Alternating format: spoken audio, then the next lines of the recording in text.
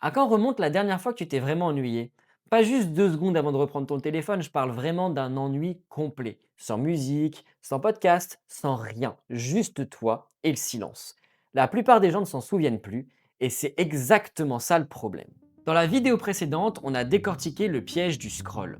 Aujourd'hui, on va parler de solutions. Mais la première, personne ne veut l'entendre. Moi, c'est Charles Elliott, j'ai passé plus de 10 ans à concevoir ce type d'interface.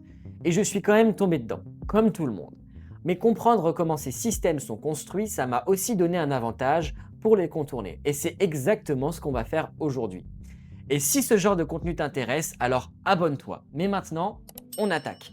Le sommeil, c'est vraiment la base de tout. Dans notre cerveau, on a une zone qui s'appelle le cortex préfrontal. C'est vraiment notre chef d'orchestre cérébral. Il va nous aider à nous concentrer, à dire non aux distractions et à finir ce qu'on commence. Donc quand tu dors mal, voire pas assez, lui aussi, il est fatigué. Ton cerveau, il va aller naturellement vers des circuits qui sont beaucoup plus automatiques et moins coûteux. Du coup, c'est plus facile de regarder quelque chose au lieu de faire ce qui est vraiment important pour toi. Au début, moi je pensais que c'était vraiment un manque de motivation et j'avais tendance à être hyper dur avec moi-même. Mais en réalité, c'était juste un déficit cognitif et c'est juste parce que le cerveau, il n'était pas assez rechargé. Et une fois qu'on a bien dormi, on va pouvoir commencer à réinitialiser le circuit pour redonner du plaisir aux choses simples. Si le scroll fait monter ton seuil de stimulation vers le haut, alors on va utiliser des tâches qui font baisser ton seuil de stimulation vers le bas. De la lecture, avoir des conversations avec quelqu'un, regarder un film, alors bien sûr à condition de ne pas être sur ton téléphone en même temps. Et tout ça, c'est pas parce que c'est ennuyeux, et bien sûr, ça dépend de tes préférences, mais dans l'idée, ça va vraiment être de faire baisser ton seuil de stimulation. Et pour ça, quoi de mieux que de s'ennuyer? L'ennui va activer ce qu'on appelle le mode de vagabondage mental. C'est ce que ton cerveau fait quand il n'est pas occupé par une tâche.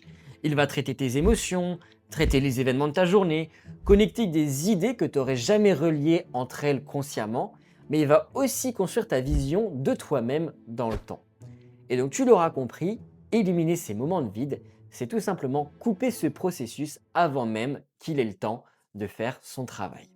Pour ça, il faut accepter les moments de vide sans les remplir immédiatement.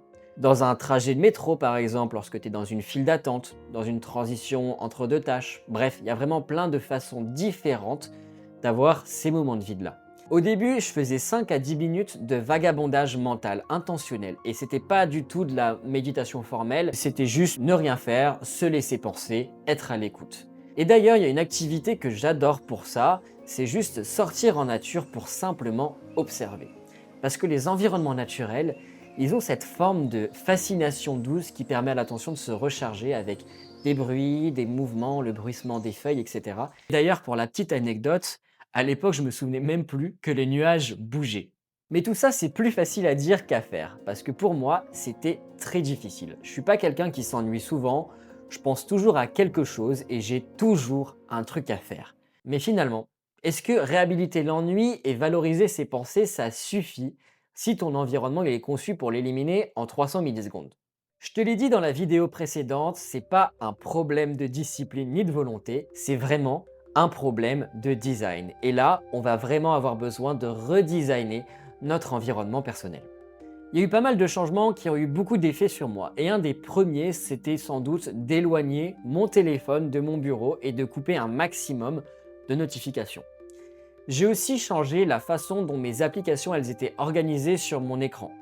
Les réseaux sociaux, je les ai vraiment rendus moins accessibles, je les ai totalement noyés dans mes applications. Et pour les choses qui étaient importantes pour moi et que je voulais vraiment faire, je les ai mises en évidence. Alors oui, au début, c'était totalement inconfortable et j'avais toujours peur que quelqu'un ait besoin de moi. Puis un jour, je me suis dit, si c'est urgent, on m'appelle.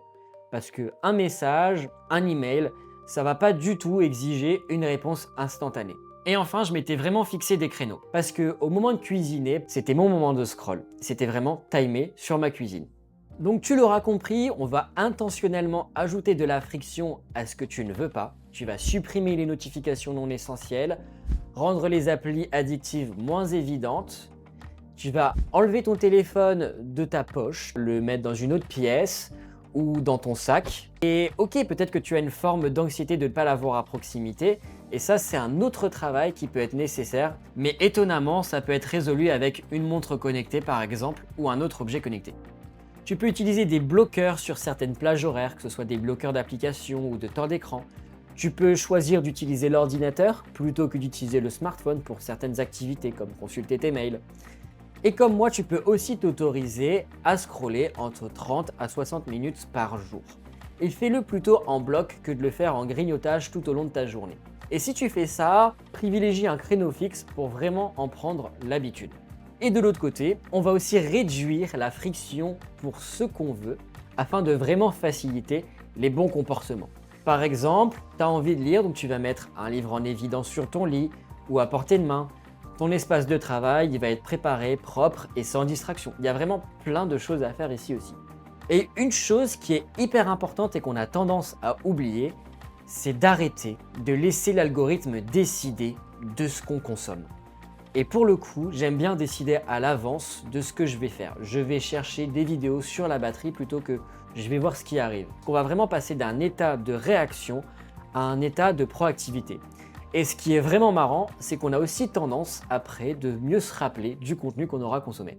Au final, tu vas mettre beaucoup de choses en place et il y a certaines choses qui vont marcher tout de suite et d'autres qui vont prendre beaucoup plus de temps. Il y aura aussi des jours où tu vas scroller quand même. Et c'est pas grave, c'est pas un échec. C'est vraiment ce que ça fait de désapprendre un réflexe que ton téléphone a mis des années à installer. Si cette vidéo t'a apporté quelque chose, alors abonne-toi et surtout si tu as une question ou même besoin d'aide, n'hésite pas à me laisser un commentaire. Parce que je lis et je réponds à absolument tout.